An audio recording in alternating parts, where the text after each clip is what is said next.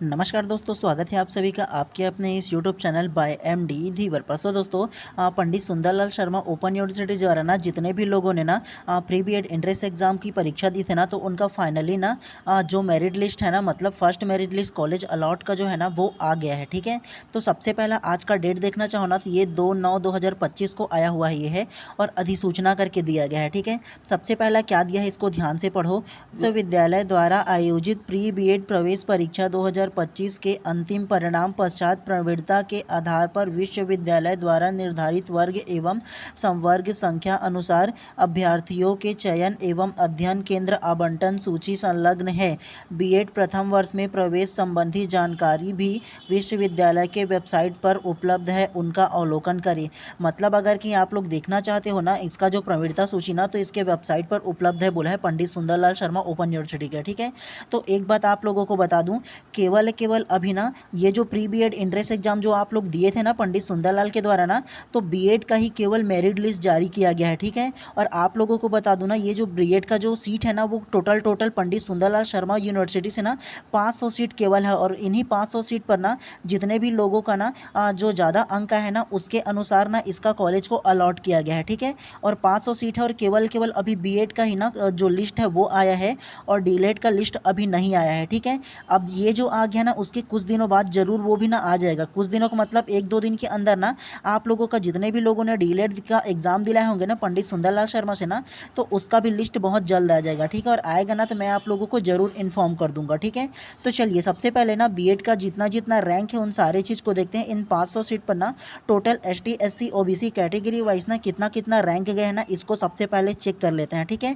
उसके बाद आप लोगों को ना कॉलेज में क्या क्या डॉक्यूमेंट लगेगा इसके बारे में भी बताऊंगा, और कब आप लोगों का ना कॉलेज में एडमिशन होगा ना इसके बारे में भी आप लोगों को बताऊंगा। ठीक है, तो सबसे पहला ना चलिए हम लोग ना रैंक को देख लेते हैं। ठीक है, मतलब कौन कौन से कैटेगरी का ना कितना कितना रैंक में कॉलेज अलॉट हुआ इसको देख लेते हैं।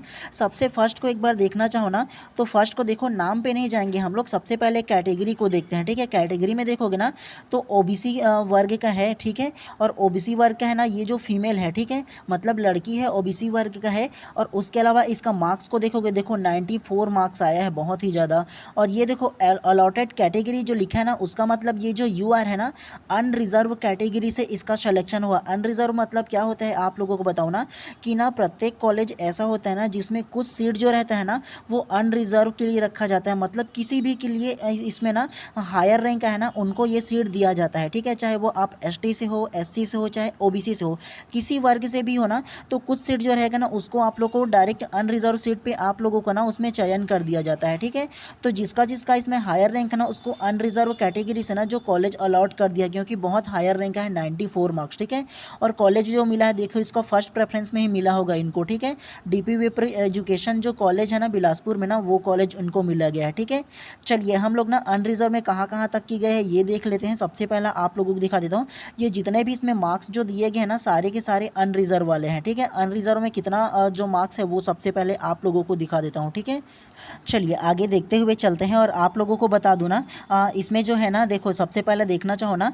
तो ये जो अनरिजर्व का जो सीट है ना वो टोटल कितना था, 166 सीट ना अनरिजर्व के लिए गए हैं, मतलब एसटी एससी ओबीसी ना कोई भी इसमें हायर रैंक वाले इन लोगों का एडमिशन मिल जाता है। ठीक है, देखना चाहो ना तो ये देखो 166 सीट टोटल गया है, 81 नंबर तक की अनरिजर्व में गया है। ठीक है, मतलब कोई भी इसमें एडमिशन ले सकता था हायर रैंक जिनका आया है उसमें।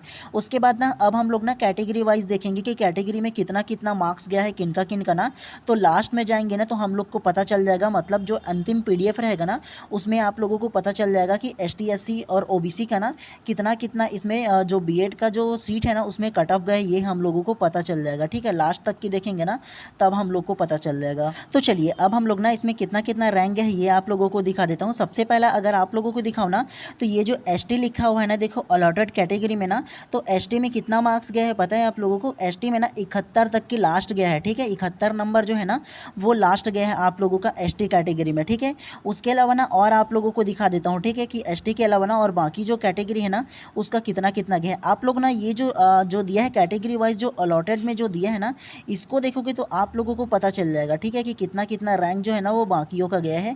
एसटी में 71 ना लास्ट गया है, और उसके अलावा ना आप लोग देखेंगे कि ना कम कम मार्क्स में भी जिनको मिलेगा ना वो देखिएगा आप लोगों को उसको भी बताऊँगा क्या कम कम, जैसे अगर कोई सैनिक वगैरह होता है, कोई फ्रीडम फाइटर वगैरह वगैरह कोई कोई अलग अलग होता है ना कैटेगरी वाइज, और कोई डिसेबल वगैरह होता है ना, दिव्यांग वगैरह, तो उसको ना कम मार्क्स में भी होता है, ठीक है, तो उसको भी आप लोगों को दिखाऊंगा। लेकिन एसटी का 71 मार्क्स गए हैं। उसके अलावा देखना चाहो ना तो देखो ओबीसी फीमेल करके दिया है ना, तो ओबीसी फीमेल में कितना मार्क्स गए हैं ना, तो देखना चाहो ना तो ये 77 मार्क्स गए। कितना?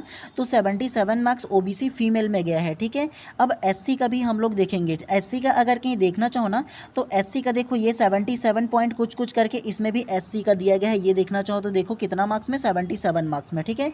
तो ये आप लोगों का एससी का कट ऑफ जो है ना वो 77 है, और उसके अलावा ओबीसी फीमेल का भी जो कट ऑफ है ना वो भी 77 मार्क्स के करीब गया है, क्योंकि पंडित सुंदरलाल शर्मा में केवल 500 सीट है ना, इसी वजह से कट ऑफ ना हायर जाता है इसमें, ठीक है, और इससे ज़्यादा नहीं होता है इसी वजह से। उसके अलावा आप लोगों को एक चीज़ और दिखा देता हूँ। लास्ट पीडीएफ में हम लोग जब जाएंगे ना तब आप लोग देखोगे ना कि ये देखो 49 मार्क्स में ना किसी का सिलेक्शन हुआ है। अब आप बोलोगे कि ये क्या है बोल करके, तो ये देखो ये अनरिजर्व एफएफ लिखा है ना। एफएफ का जो मतलब होता है ना वो फ्रीडम फाइटर होता है, मतलब जो स्वतंत्रता सेनानी जो होंगे ना भूतपूर्व ना, उन लोगों के लिए कुछ सीट अलॉट होते हैं, तो उनका 49 नंबर में सिलेक्शन हो गया, क्योंकि उनके लिए अलग से सीट निर्धारित होता है इस वजह से, ठीक है।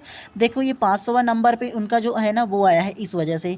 उसके अलावा देखो यूआर करके सैनिक जो लिखा है ना उसका 50 नंबर में हो गया, मतलब अनरिजर्व के कुछ सीट जो होते हैं ना वो सैनिक के लिए भी छोड़ दिए रहते हैं, ठीक है, इसके वजह से।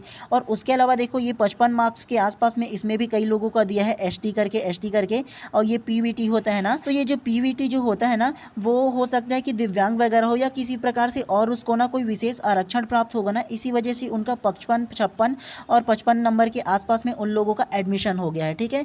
अगर मैं आप लोगों को ना एक्चुअल कट ऑफ के बारे में बात करूँ ना तो एसटी का जो है ना वो 71 मार्क्स ना कट ऑफ गए हैं, और उसके अलावा ओबीसी और एससी का जो कट ऑफ है ना वो 77 है, ठीक है। ओबीसी और एससी का कट ऑफ कितना है, 77 है, और एसटी का जो कट ऑफ गया 71 गया, हायर रैंक जाता है। वजह क्या है, केवल 500 सीट है इसके वजह से, ठीक है।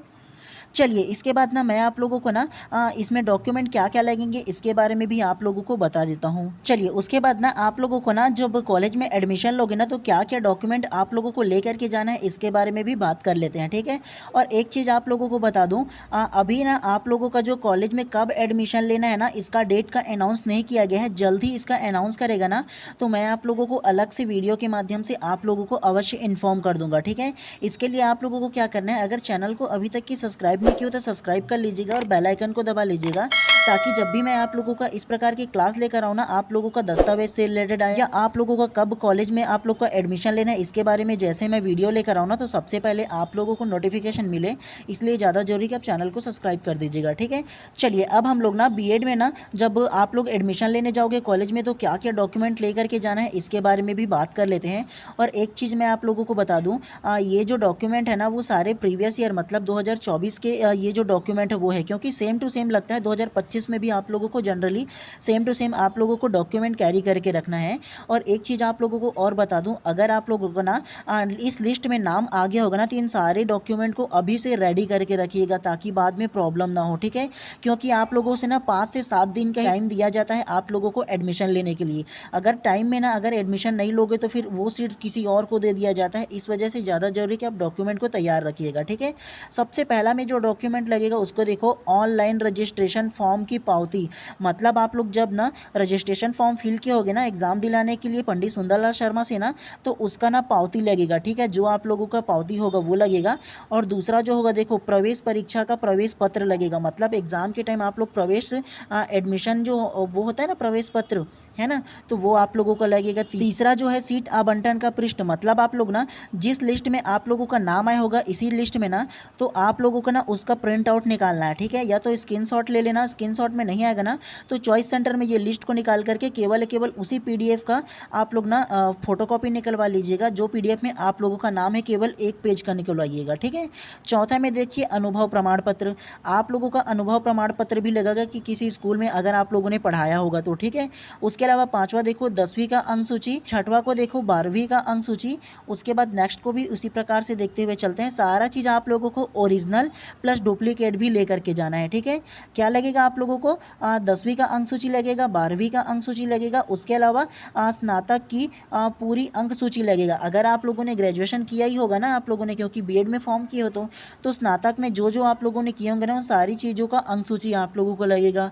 8वां में स्नातकोत्तर की पूरी अंक सूची, मतलब मतलब आप लोगों ने अगर बीए के बाद एमएड की होगी, बीएससी के बाद एमएससी की होंगे, ठीक है, बीकॉम के बाद एमकॉम किए होंगे, तो उसका आप लोगों का क्या लगेगा, अंक सूची लगेगा। और उसके अलावा क्या लगेगा, डीएलएड डीएड का अंक सूची लगेगा। ठीक है, आप लोगों को तो योग्यता का पता होगा ना, बीएड में एडमिशन लेने के लिए डीएलएड करना आवश्यक है, मतलब डीएलएड कंप्लीट होना चाहिए, ये आप लोगों का डॉक्यूमेंट लगेगा। उसके अलावा 10वां को देखो, प्रवचन मतलब माइग्रेशन होता है, माइग्रेशन प्रमाण पत्र जो है ना वो आप लोगों का लगेगा। मतलब आप लोगों ने ना अगर कि ग्रेजुएशन की होंगे तो ग्रेजुएशन से ना आप लोगों का जो माइग्रेशन है उसे निकलवा लीजिएगा। ठीक है, ओरिजिनल लगता है। 11वां में देखिए जाति प्रमाण पत्र, तो आप लोगों का जाति प्रमाण पत्र लगेगा। उसके अलावा और क्या है, और ध्यानपूर्वक पढ़ते हुए चलते हैं। 12वां को देखिए, ओबीसी नॉन क्रीमी लेयर के अभ्यर्थियों को अपने जाति प्रमाण पत्र के साथ नॉन क्रीमी लेयर होने संबंधी प्रमाण पत्र, वर्तमान का आय प्रमाण पत्र सक्षम अधिकारी द्वारा जारी किया जाना अनिवार्य है, नहीं लाने की स्थिति में प्रवेश प्रक्रिया से वंचित रहेगा। मतलब जो लोग ओबीसी से हैं और नॉन क्रीमी लेयर से है ना, तो उन लोगों को क्या लगेगा, वर्तमान में आय प्रमाण पत्र लगेगा। ठीक है, तो वो आप लोगों को क्या करना है, आय प्रमाण पत्र आप लोगों को कैरी करके रखना है, मतलब बनवा करके रखना है, और जाति प्रमाण पत्र भी लगेगा आप लोगों को। ठीक है, 13वां में क्या लगेगा, निवास प्रमाण पत्र। 14 में अगर दिव्यांग होंगे ना, तो दिव्यांग या सैनिक होंगे तो सैनिक, या फिर स्वतंत्रता संग्राम के सेनानी होंगे ना तो उसका प्रमाण पत्र लगेगा। ठीक है, उसके अलावा आधार कार्ड लगेगा, उसके अलावा शपथ पत्र लगेगा, और उसके अलावा 2 फोटो आप लोगों को लगेगा। आप लोगों को केवल इतना ही डॉक्यूमेंट को आप लोगों को कैरी करके रखना है। ठीक है, और एडमिशन जब भी इसका डेट आएगा ना तो बिल्कुल मैं आप लोगों को इन्फॉर्म जरूर कर दूंगा। ठीक है, और इसका जो पीडीएफ रहेगा ना वो मैं अपने टेलीग्राम चैनल पर भी डाल दूंगा, तो जा करके सर्च कीजिए बाय एमडी धीवर करके टेलीग्राम पर ना, तो आप लोगों का इसका जो अलॉटमेंट का जो सीट है वो आप लोगों को मिल जाएगा, और इसका जो दस्तावेज है ना वो भी आप लोगों को मिल जाएगा। ठीक है, तो चलिए आप लोगों को केवल इतना ही बताना था, और अभी तक के चैनल को सब्सक्राइब नहीं किया हो तो जरूर सब्सक्राइब कर लीजिएगा। ठीक है, चलिए मिलते हैं इसी